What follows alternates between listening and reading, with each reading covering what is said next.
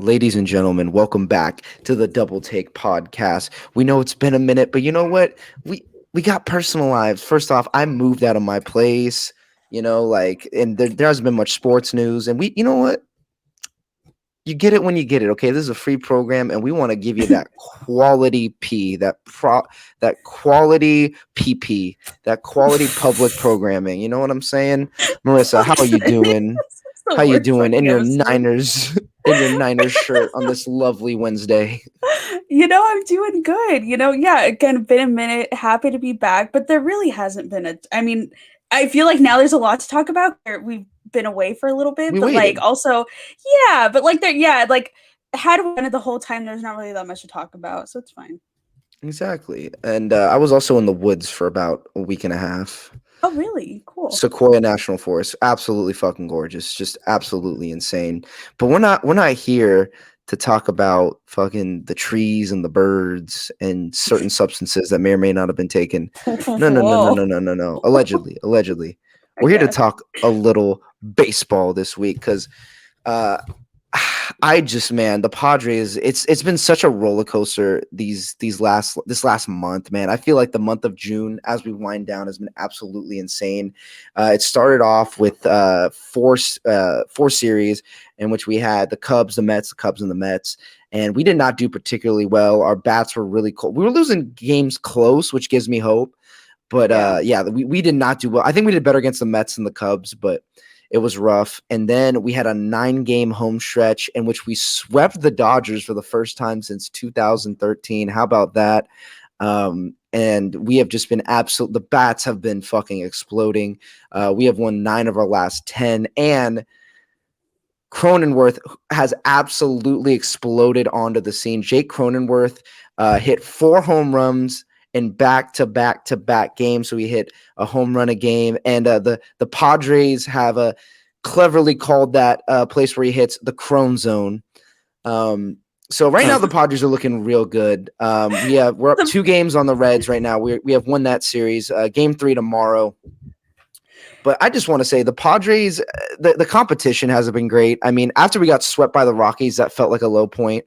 But then coming back, Whoa, yeah, what? yeah, we got swept by the Rockies. Hey, listen, Oh, you guys got swept no. by the Dodgers. You know what? You got swept by the Dodgers. Dodgers, Rockies, But we swept the Dodgers. So that's the thing that Yeah. confuses me about the Padres is Little we can give and sweep take. the Dodgers, but then get swept by the fucking Rockies.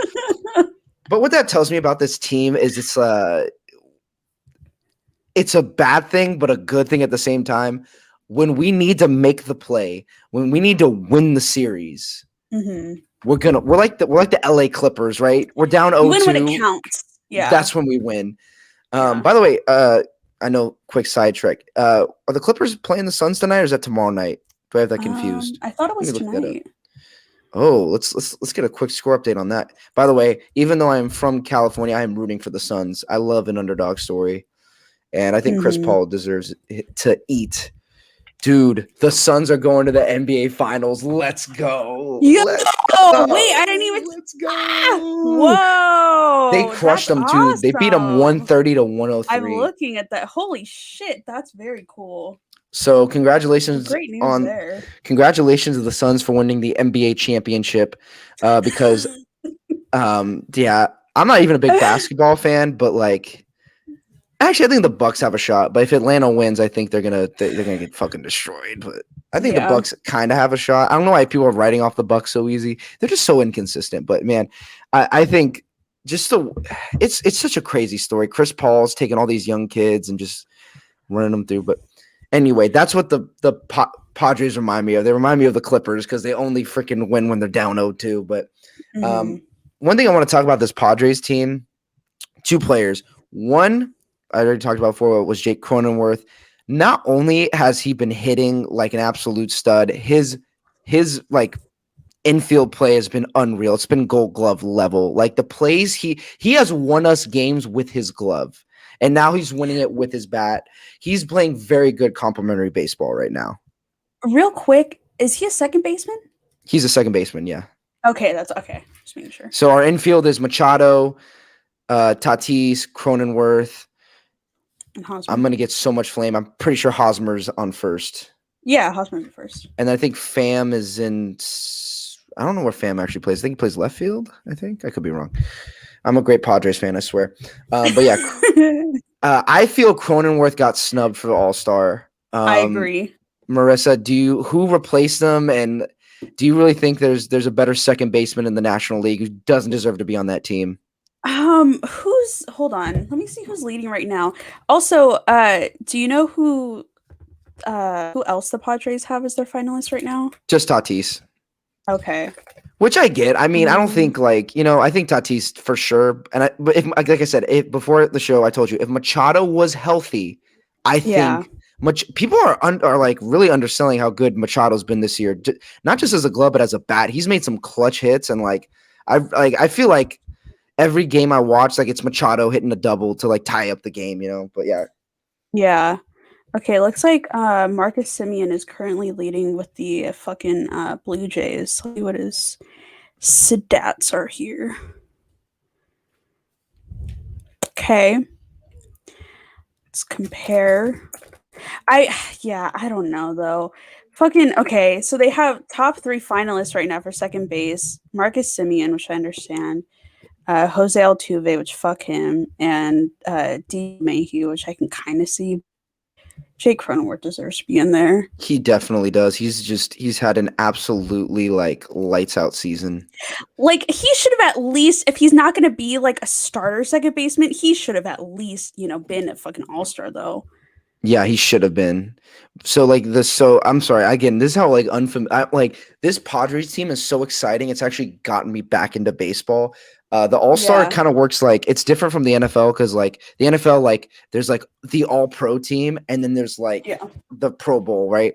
So if you're a starter in the All-Star, basically you're All-Pro. I'm guessing, right? That's what that means. And then if you're like an alternate or like you're deeper in the depth chart, you are technically still an All-Star.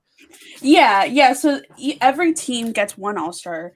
And then from there, so even if Cronenworth wasn't starting, he still could be an All-Star second baseman. And then pretty much what ends up happening is most players are playing like a fucking inning, 2 max.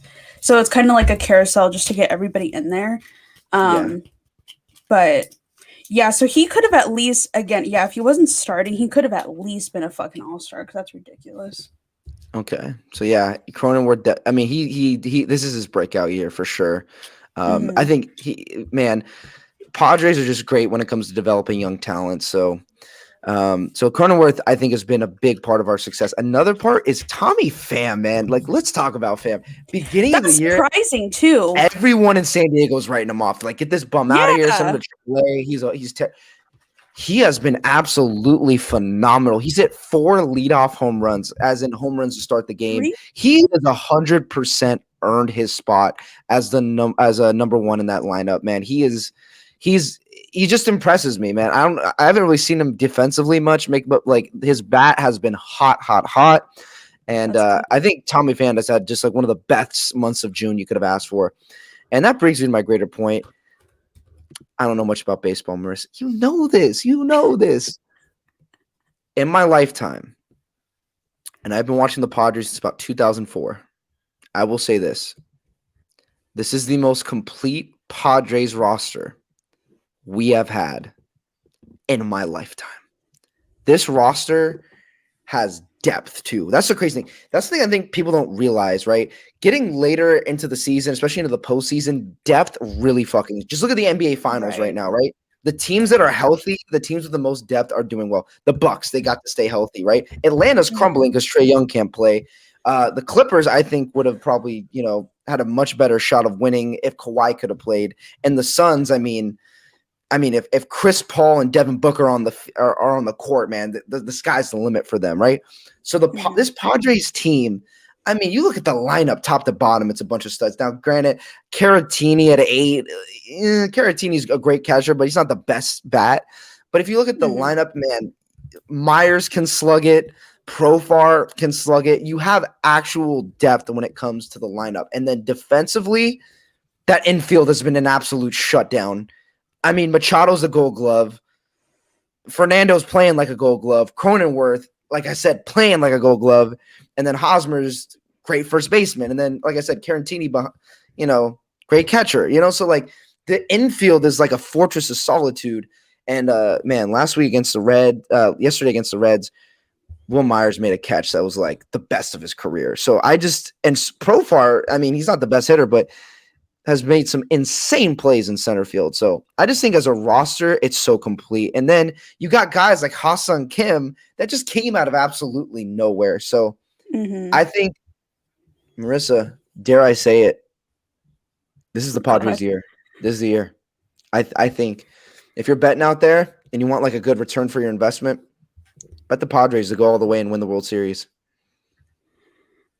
I mean, I think I said it probably in one of our first episodes. I not that it's to be expected because you never know. Look at the Dodgers are out here a lot of times just people and they expect to win a championship and haven't won a legit championship. I don't count last year. Anyways, but what I was saying, it's fucking Mickey Mouse ass championship. Anyway, what I think in our first episodes was that I was expecting the Padres to do well just because of how fucking loaded they were able to get in the offseason. Like, I would be disappointed if they didn't perform. With that being said, though, I think they're still performing way above what I even expected. And I can absolutely see that if not this year, next year for sure. But I mean, when I look at the NL West specifically, obviously, my Giants have done really well, but when it comes down to it, though, against the fucking Dodgers, we have folded. And so it's kind of like really well against the Dodgers. Exactly. So I'm like, not to like negate what my Giants have done, but like to me, it's like, okay, but let's say you don't like, I don't know. It just it brings concerns to me. Knowing that they do really well, and then against obviously their biggest fucking competition, they fucking fold. So it's like it just makes me worried. Where obviously, the Padres have been doing fantastic against the Dodgers. I also want to thank the Giants for giving it Mark Melancon, who currently leads MLB in saves, because I think that's also another reason the Padres have been so clutch. Like, the man has been on fire. I don't know what it is about closers in San Diego. You come to San Diego, ever since Hoffman, when it comes to closers, we're drinking coffee. Glenn Ross reference for you fans out there. I'm trying to think. I think the last, at least that I know of, the last really solid closer the Padres had was Craig Kimbrell, and that was like probably 4 or 5 years ago now. So it's been a minute. But yeah, Melancon, again, I like to talk shit about him because he was a fucking fraud, scammer of the world, and he was on the Giants, but he's been really fucking good. It's crazy to me. So thank you for that, Marissa. I appreciate that. that was the biggest fucking we literally fucking where did he go? I think he went to the fucking Braves. They literally fucking finessed a contract to where the Braves were like basically buying out his contract. So we basically got paid to get rid of his ass because he was doing terrible. It's hilarious. But yeah. God, we're halfway through the season. I cannot wait. Isn't that crazy?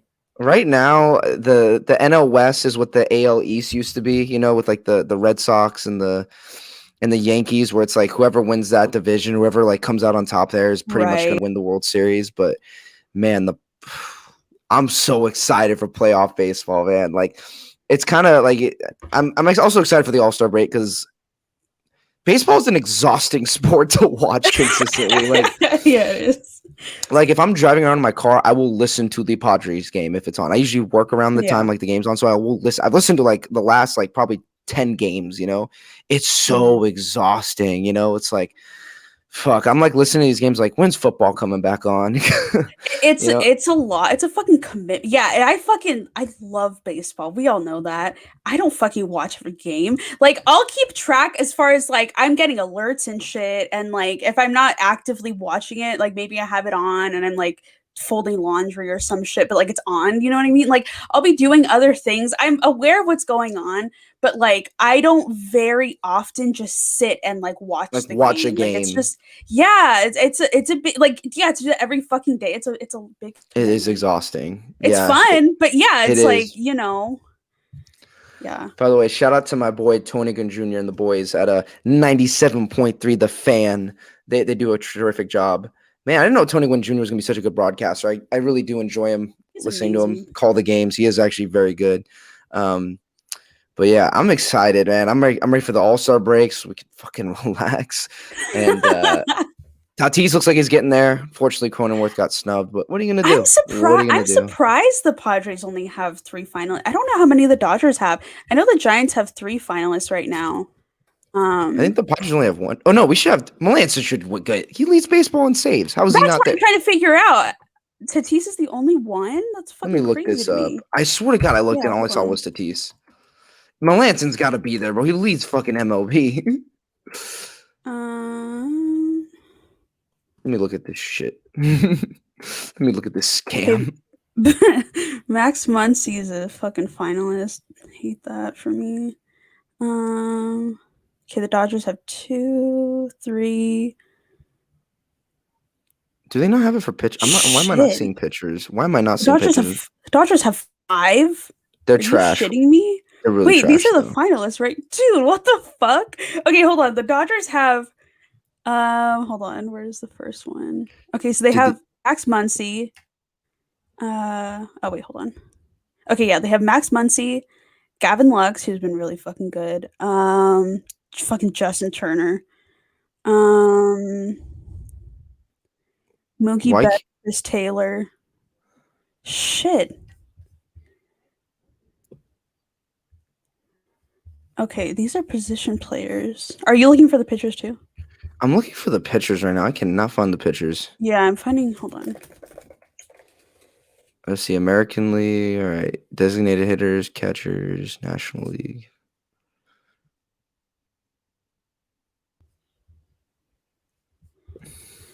Um,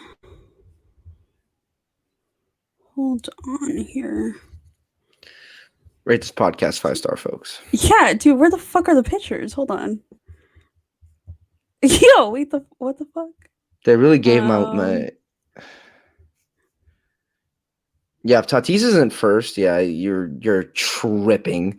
Because as far as position players, I'm only seeing Tatis for the Padres. yeah, which is ridiculous. I'm just trying to look. I Um, mean, let's be real here. If Tatis didn't get in, we'd riot because he's literally the MVP.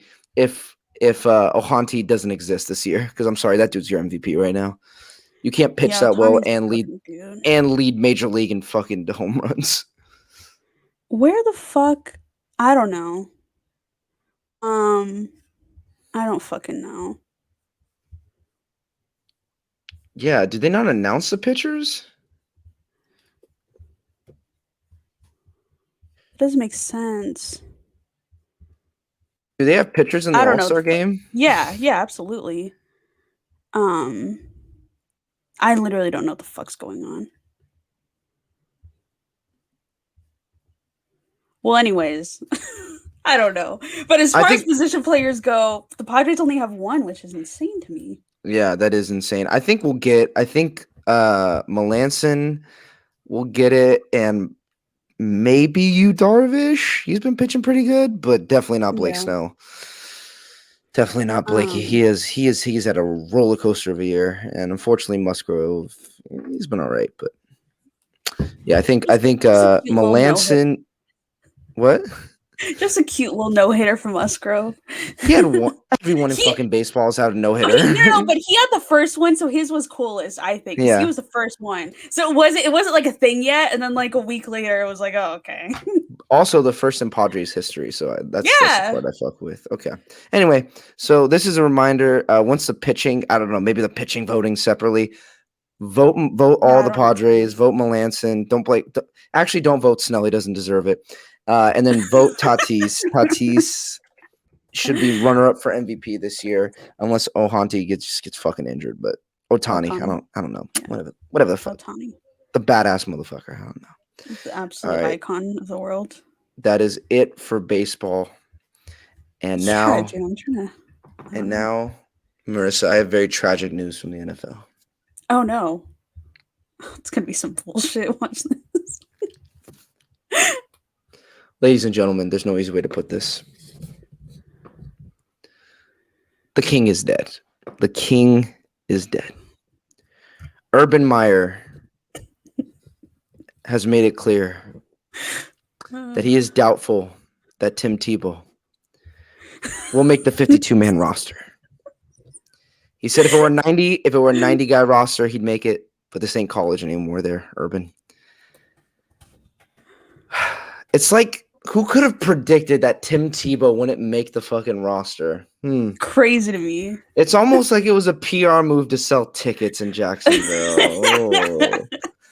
It's like crazy. It's almost like the owner just invested hundreds of millions of dollars into a new practice facility and wanted to boost ticket sales. I wonder if maybe, I don't know. Seriously though, between Tim Tebow and Kelvin Benjamin, I think that was his name, the tight end. Yeah, Kelvin Benjamin going to the Giants. Can we stop giving washed players a fucking chance in the NFL? Like, Marissa, look at me.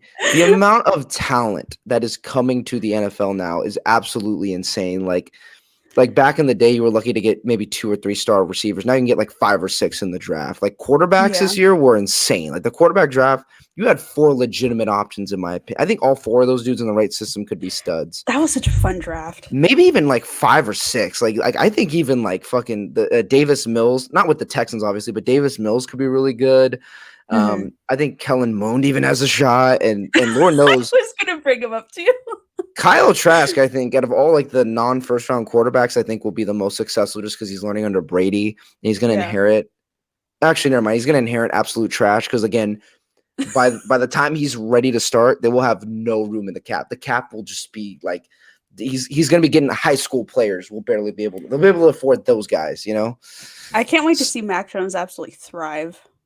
Future champion. Apparently, the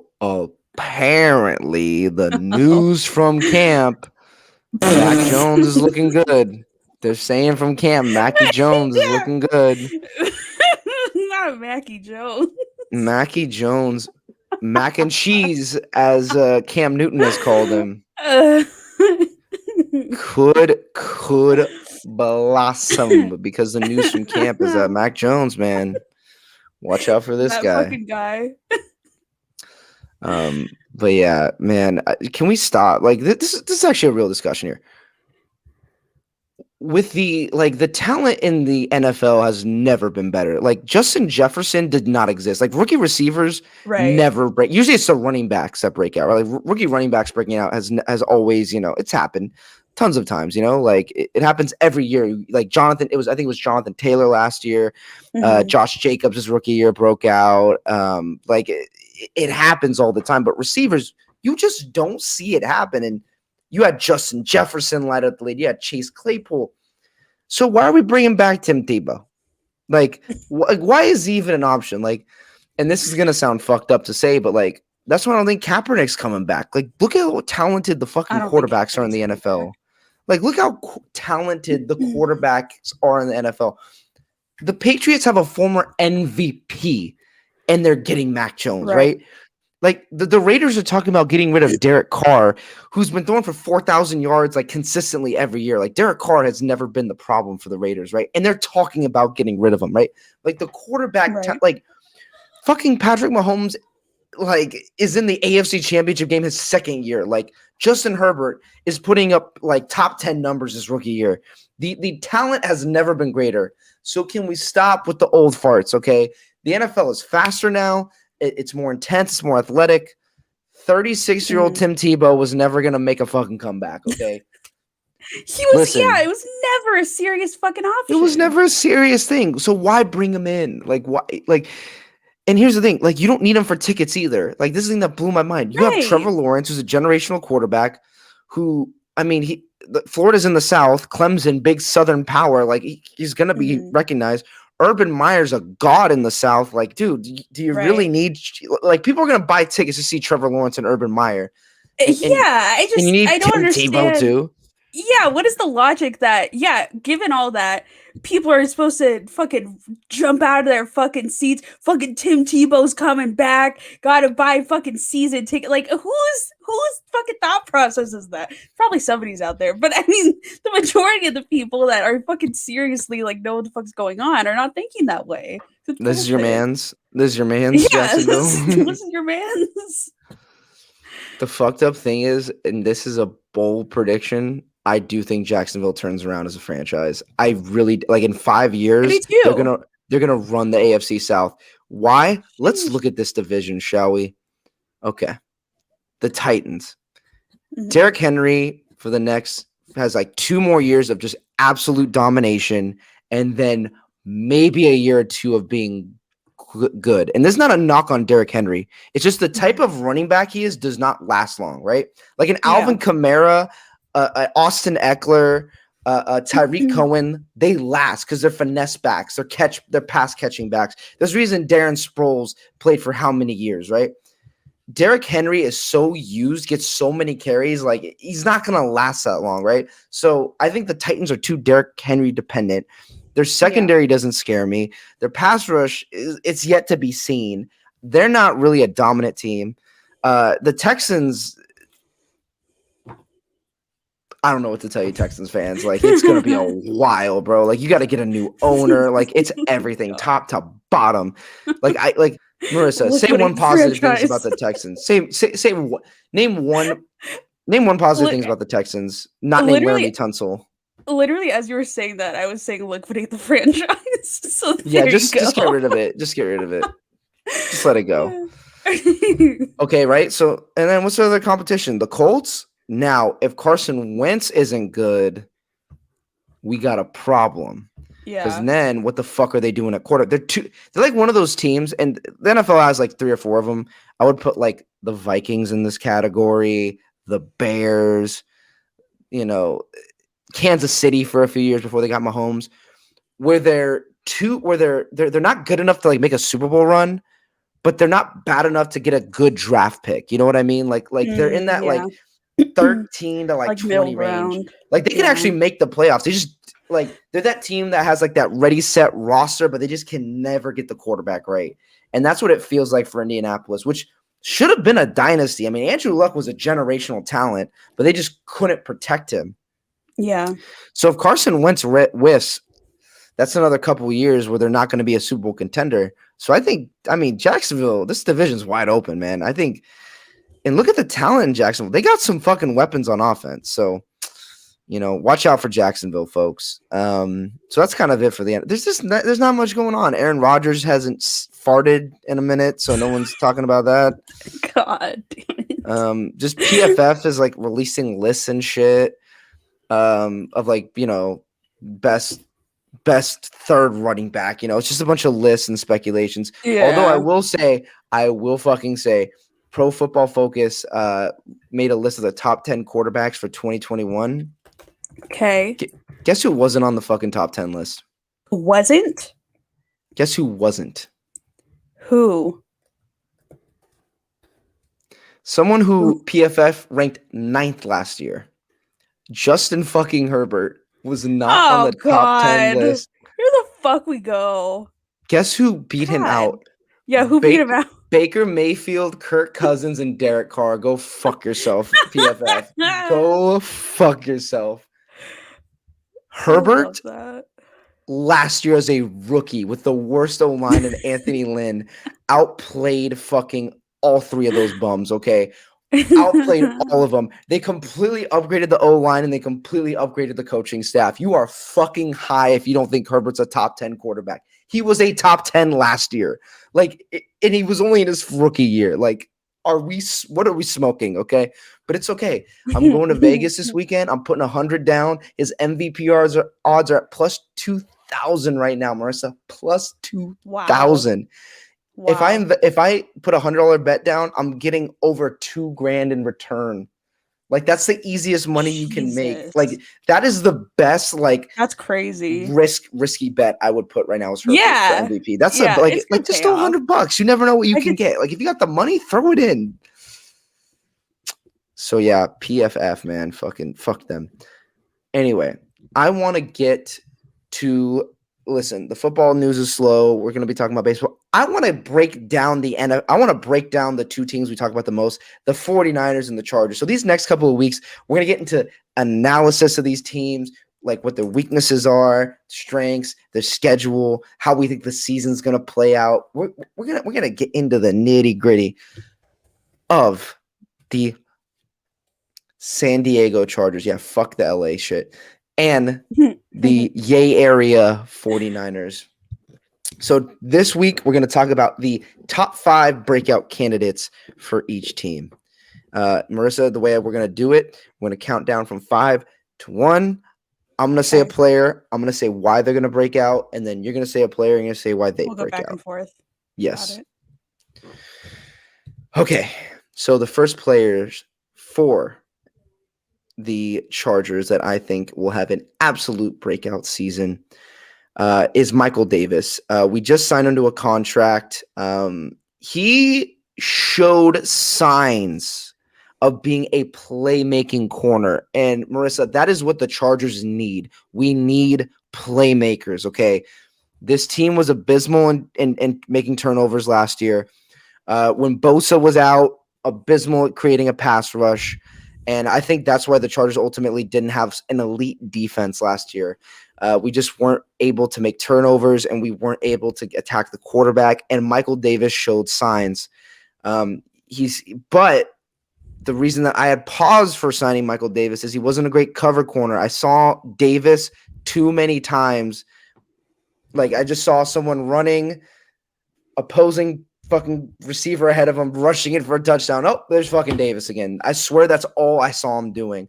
Now I saw him, a few interceptions, break up a few passes. So there is signs of promise. The reason I say I think he's going to have a breakout year is because the Chargers, I think with Brandon Staley, are going to revamp the defense, and he's not going to be asked to do as much. Gus Bradley's system is modeled after the Seattle Legion of Boom. The difference between the Chargers and the Seattle Legion of Boom is the talent. We did not have the speed nor the talent last year, especially without Derwin James to run that system. Now, when Casey Hayward was in his prime and when Derwin James was healthy, the year we went 12-4, our defense was elite because we had that elite talent in the secondary. However, we don't have that anymore. We have to adjust our secondary. Now, I think Asante Samuel can become a number 1 corner. I think Chris Harris, as not the corner he used to be, will still be good this year. He'll be a solid fucking option. But right now, the Chargers do not have a number 1 corner. We do not have that shutdown guy. And while I like our secondary right now, I like Nasir Adderley, I like Derwin James, I think Chris Harris, Michael Davis, and Asante Samuel are a solid – it's like a decent secondary. If one of them goes down, that will crumble. Right. But anyway, the reason I think Michael Davis will have a breakout year is Brandon Staley is not going to ask him to do the one-on-ones. He's not going to ask him to, go cover their number 1 receiver. He is going to move the pieces around, and he's going to put Michael Davis in the best position to do what he does best, be a playmaker. I think he can have a tremendous season. I'm talking about a 6 or 7 interception season. He could force fumbles.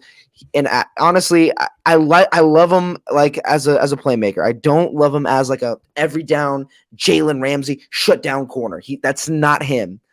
You want to play him, preferably like in a zone where he can go make a fucking play. Do not put him man on man. That's more Asante Samuel. That's more of a Chris Harris role. So that's why I think Michael Davis will ultimately have a better year. I think the pass rush will be better, which will force more bad throws, which will in turn give him more opportunities to be a playmaker. All right, Marissa, who's your number 5 breakout player for Very the fun 49ers? Okay, I have Trey Sermon, who's a running back. So he was drafted this year, 3rd round. And so when he was drafted, everybody was kind of like, why the fuck are we getting another running back? This is a bit much. Because at that point, he was like the 3rd fucking one in the room. And so everybody's like, what the fuck's going on? But it's already paid off because Jeff fucking Wilson got hurt. I think he like tore his meniscus. And so he just had surgery like in the past couple weeks. Yeah, he's going to be out for like 4 to 6 months. Like he's out. That's the season. So, right. So so again, great reason why we signed fucking Trey Sherman or drafted fucking Trey Sherman. Jesus Christ. Anyways, don't you miss Richard Sherman? I miss him already. Anyway, has he signed anywhere? He's still a free agent, right? Yeah, I think so. Yeah, I think he should. Upon further consideration, I don't think the Chargers should sign Richard Sherman. I think he's a little too old, but I mean, I wouldn't be mad if they did, but I don't know. At the time, it was a good idea, but Yeah, yeah. but now we got Asante Especially after Samuel. I feel I was gonna better. say after the draft, the Chargers had doesn't matter. But anyways, so obviously Raheem Mostert is that fucking guy. We all know that. But I think Trey Sermon is really yet. Fuck, I keep wanting to call him Sherman. Trey Sermon's gonna have a fucking breakout year because he's stepping into that role. In OTAs, he's already been doing really well. He's getting a lot of fucking reps because we're all trying to save fucking Mostert from doing the most. I think he's gonna have a great fucking year. He's been a great guy. I had a couple other notes here. That was pretty much it. Okay, yeah. So with Ohio State in 2020, he went to Ohio State. So last season he had 116 carries, 870 yards, and his average per carry was 7.5. I love the guy. Ready to see him break out. I think he definitely could.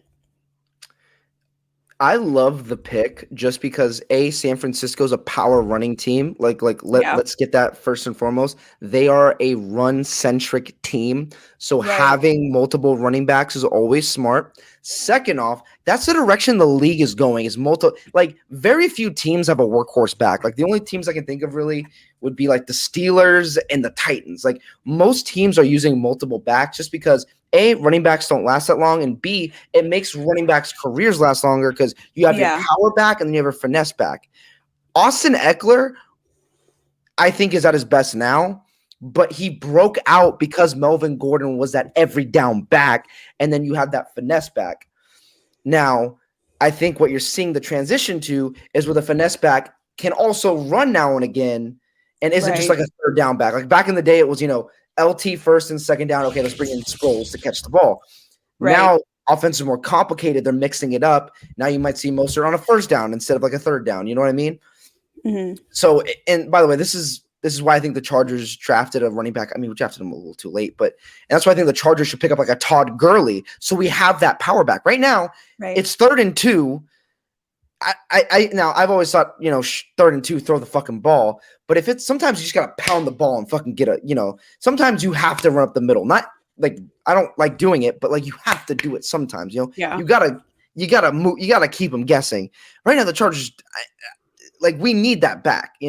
I love Justin Jackson, but I don't know if he can be that guy yet. So that's why I like that Trey Sermon pick, man. Like that's where the league's going. That's where the league's heading, especially San Francisco. Mm-hmm.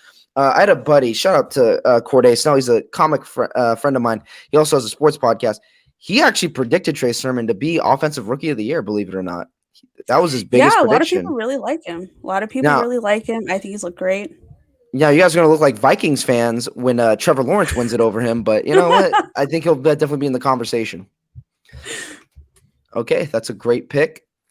My number 4 pick is someone who I loved fucking seeing on the field, but I feel like Gus, so much of the Chargers issues, this is why I'm so high on them, like at least winning 10 games, are going to be fixed with Anthony Lynn and this coaching staff gone because they made so many boneheaded fucking moves. One of the biggest boneheaded moves, not using Nuosu Nuosu. Whenever this guy was on the field, he seemed to make a play. Like this dude, I was actually baffled when Melvin Ingram went down and I didn't see him every play on the opposite side.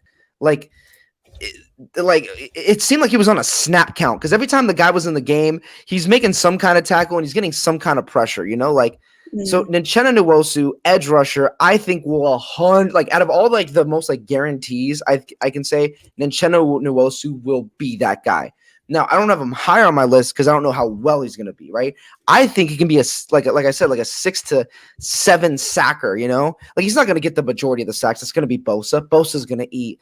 But that's why I think Staley is going to use him. He's going to get the most out of it. He's going to blow up. People are going to be like, damn, this duo, Bosa and Nuosu. I'm Sounds very crazy. high on Nuosu Nuosu. Most people don't know who he is, but when he was in the game, he was explosive, man. I always saw him in the backfield. He was getting pressure. He needs to be that. He was the kind of guy where I think in this defense, you need to put him and Bosa just consistently on the edges, right? That was the problem. They kept taking him out.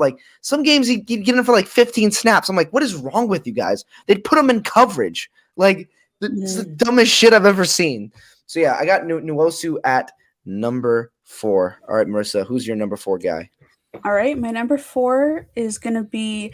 It's interesting because I didn't put them in order. I just kind of made a list of 4, so I'm trying to figure out. I think I'm gonna put Jalen Hurts at number 4. He's a wide receiver. His first 2 seasons have been cut short because of fucking injuries. Ooh, 2019 it was a back injury, and then last year fucking ACL. Um, he's coming back healthy though, so that's why he's lower down on my list because fucking injuries. But yeah. coming back healthy, I think he can have a breakout year. Um, Jimmy G actually just recently called him a quote physical freak. Says the guy's Ooh, absolutely amazing. Yeah, he's fucking 6'4", 225. He went to college at Baylor, and he started as like a running back, and then he converted to a wide receiver. But yeah, great fucking guy, ready to go. Jimmy G said he's so excited to have him back, even though it probably won't matter what Jimmy G but the point is the guy's fucking hands. I'm ready to see him eat. And yeah, it's gonna be a good year for him because if he's coming off an injury, he's gonna be fucking hungry and he's gonna want to make his presence known. it's So going on. he's my number 4. Yep. Yeah, we had that a little bit with Mike Williams, and now I just think it's I just here's the problem with Mike Williams. He'll get like barely any catches, but he'll be like for like 1,000 yards just because he's just Yeah. insane. But be careful with him, injury prone wide receiver is all I'm saying with that point. All right, my number 3 pick. Actually, a lot of buzz has been coming out of camp about this pick. He was a rookie last year, undrafted, and already showed like flashes of greatness. And with an improved offensive line and Herbert coming into his second year, and I don't know, a coaching staff recognizing that they have a top 10 fucking talent in the NFL and actually letting him sling the damn ball. I want to just say, Tyron Johnson, watch out. The reports in camp are like, this guy's a stud. This dude's going to be the breakout. Tyron Johnson was not catching many short balls. I'm not going to lie to you, Marissa. Every catch by Tyron Johnson was a 70-yard touchdown, right? Like Yeah. he was the like if you had him in fantasy, which I doubt you did, because he's kind of like a third or fourth. Some weeks you were happy, some weeks it's like, oh, 0 catches, fantastic. Yeah, so I can hate this guy. But yeah, I just love everything about this guy. Speed, height, size. He's going to be an absolute unit. And to be honest, he's going to need to step up because that wide receiver room is getting crowded. You got KJ Hill. You got Josh Palmer, who the Chargers just drafted. And you got Jalen Guyton, who I think will be his main competition. I think Guyton could also break out. But, man, Tyron Johnson was just a fucking, like, he was burning great defenses. So I think they're going to use him so well under this Brandon Staley, Joe Lombardi-led team. All right. This one's kind of a toss. I'm trying to figure out who to put here. I think I'm going to put Javon Kinlaw here. Defensive tackle. He was drafted in the first round last year. He did have a knee injury, so there's that again. Oof. Yeah, dude, fucking God. Somebody on, I think it was Twitter, somebody was like, are 49ers fans tired of saying this guy will be good if healthy? I was like, I feel attacked. You know what, Marissa? Don't complain about injuries to the Charger fan. That's all I'm gonna say. That's all I'm gonna fucking say. It's fine. Okay, so let's see. Okay, so in 2020, 33 tackles, 4 QB hits, 3 tackles for loss. Okay, yeah, I was saying with him starting season healthy, expect to have a breakout year. 6'5", 319 pounds. Jesus Christ. And yeah, with Nick Bosa back too, I think it'll be some good shit. Yeah, I mean, that's how San Francisco kind of rebooted their team. They really focused on the line, right? Like I think everything was built around that defensive line. Same with Washington, by the way. My number 3 pick was someone I scratched my head with on draft night. But after I watched tape, after I realized why they picked him, I was like, this dude's going to be an absolute stud. Man's name is Josh Palmer, who the Chargers picked with their second, third round pick. Do you know how the Josh Palmer got on the Chargers radar? No, what happened? They weren't even scouting him. They were looking at cornerbacks. They were looking at Patrick Surtain. They were looking at Caleb Farley, and they kept Wait. Who's this number 5 guy? Oh, he's burning them. He's Oh, wait. Who did you? J.C. Horn, the first corner taken off the board. Oh shit. His best games were against the best corners who got drafted, right? I'm telling you, his best games were against J.C. Horn, Patrick Surtain, and Caleb Farley. It's crazy. And that's how they discovered him. Also, Tennessee's quarterback play is poo-poo. Guess who he has now? The second most physically gifted quarterback in the NFL. Yes, I'm putting him ahead of Patrick Mahomes, and yes, I'm putting him behind Josh Allen. Now he's got some real Chiefs fans are going to be fucking pissed, but I'm sorry, yes. Justin Herbert. Just look at the size difference. Look at the size difference. But anyway, Josh Palmer gets the benefit not only of an improved offensive line. This is going to help so many things with the Chargers, by the way. This fucking improved O-line. I'm going to say it a million times, but just facts. Makes your life so much easier, okay? But Herbert will now have time to throw, which means he'll be able to check more options, and I think Josh Palmer's absolutely going to tear it up. I think he will be this year's Chase Claypool, where like he's like a, not a first-round talent, but like he just comes out and is just an absolute stud. I think he will be, and this is a bold prediction, year 1, he'll have a good season, probably get like 40 to 50 catches, 700, 800 yards. As a number 3, he'll be the number 3. Mike Williams will ask for too much money. And year 2, he's going to pop and be the Chargers' number 2 receiver. I think he's an absolute stud. And I think the Chargers are going to look like geniuses when he pops. I think Josh Palmer is going to be the guy. And I think the Chargers deserve some good karma at receiver after we fucking drafted Buster goddamn Davis in the first round. That's a deep cut reference for some of you Chargers fans, but if you know him, you know him. Probably should have been, tipped off by the name fucking Buster that he'd be a bust. Yeah, anyway, immediately. Literally name was Buster Davis. Anyway, Marissa, you're number 2. The only Buster fuck with is Buster Posey, and that's not even his real name, obviously. Anyway, fuck. Okay, so actually, similar philosophy. Okay, so I just got a weird text. Anyways, similar philosophy to what you just I went to see on the button. Okay. Anyways, fuck. Okay. Ladies and gentlemen, Marissa has just received a dick pic. Confirmed. Live on air. Live on air. Actually, no. Anyways, fuck. Brandon Aiyuk. Jesus Christ. Fucking Brandon Aiyuk. I feel like I don't have to say much for him. Coming into year 2, he fucking knows. He fucking knows what Shanahan wants now. This guy's ready to go out there, fucking do some shit. We also fucking play where he's fucking leaping over what's his face on the Eagles. Absolute fucking baller. Only played like 12 games last season. He's gonna come into the season healthy as fuck, ready to go. Yeah, I'm ready to see him pop off. Is he their number 1? Who'd you say their number 1 is?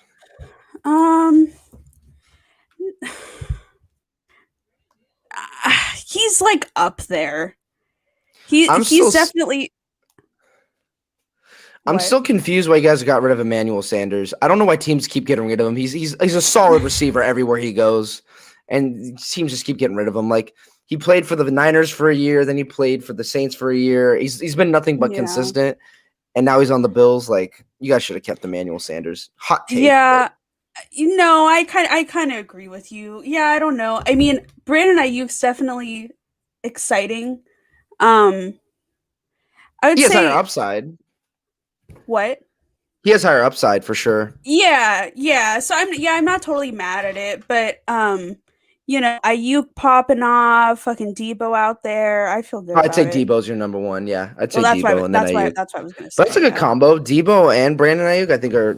I don't think either of them are like particularly dominant receivers, but they're both like very solid. Like they're in that like middle tier. But like if you get 2 of them, that's pretty damn good. Most teams can't really find count on him. Yeah. Okay. It kind of sounds weird to say this guy's gonna be a breakout because he broke a Chargers record last year for most tackles by a rookie. His name is Kenneth Murray. And he's my number one because he looks like a fucking video game character when he's out there. He's so goddamn massive. I'm like, yeah, you can't really whiff by picking that guy. Marissa, there were so many fucking games. There were so many fucking games.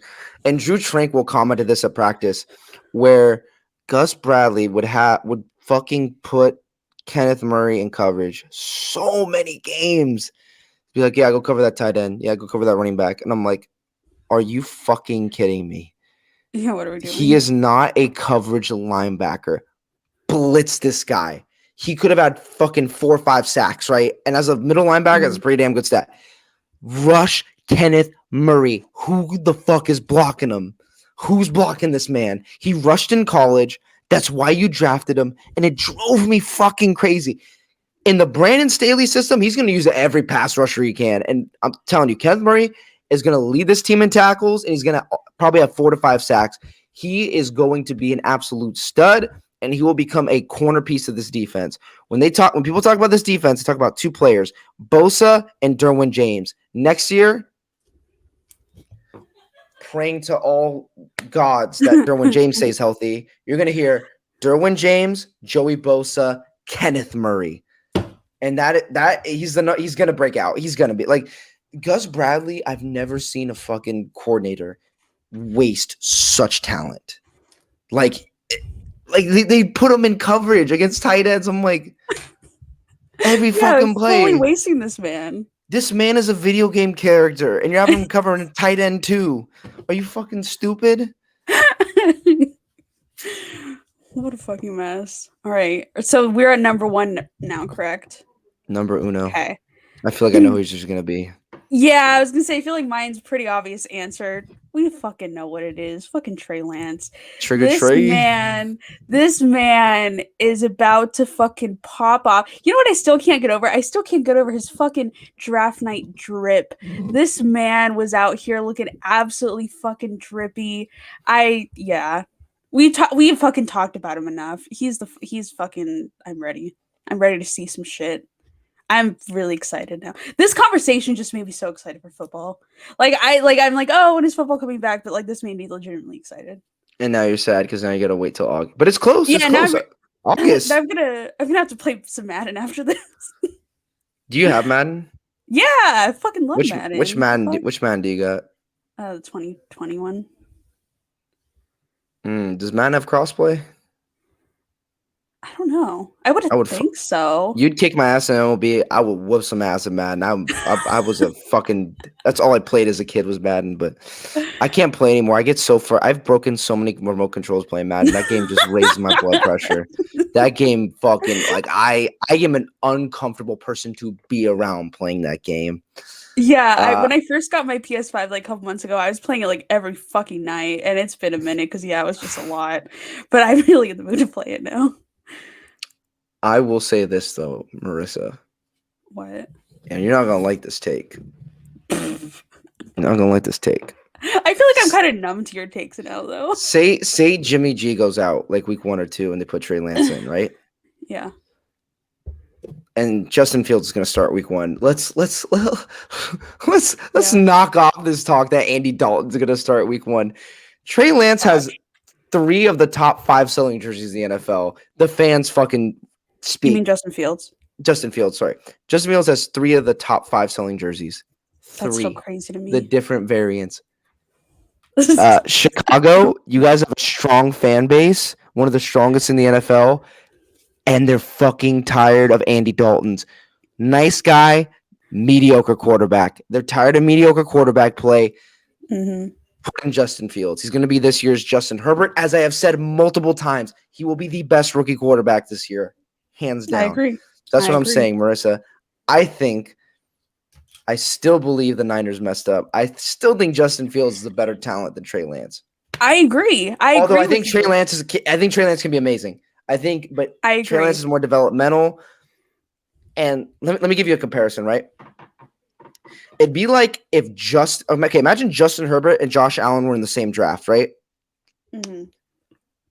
And so the team who picked Josh Allen eventually would be happy, right? Because he took a couple years to develop. Yeah. But the team that picked Justin Herbert, though, Right. we don't know his Right. ceiling. We don't know his power levels. We don't even Yeah. know. We And well, don't even know. that's the main reason why I was vouching so much for Justin Fields before the draft, because I knew that he was going to be the more plug and play type of guy versus a Trey Lance who, yeah, I'm obviously buying into him now, but like I still realize that he's going to need more time versus somebody like Justin Fields, which again is why I wanted Justin Fields. But you know what?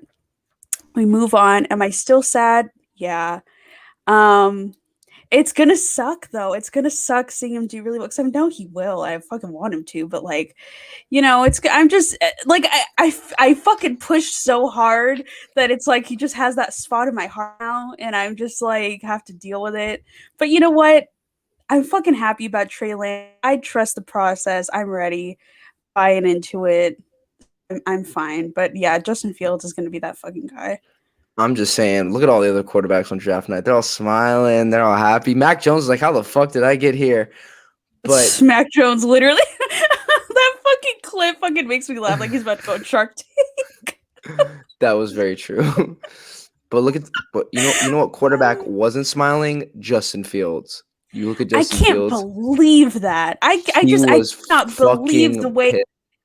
And you know what? And it's still as much as, and I think this is what kind of brings me home, because it's like, I know that I still think that I probably would have preferred to have Justin Fields, because I know he's going to be like immediate, like he's going to be a go. But I just can't help but think how much more mad I would be if I was a fucking Broncos fan, because the way that they passed up on it, that makes me feel a little bit better. Like, I'm sad, but I would be legitimately mad if I was a Broncos fan. Right now, I'm just sad, but I know we're going to have a good quarterback eventually, but that's fucked.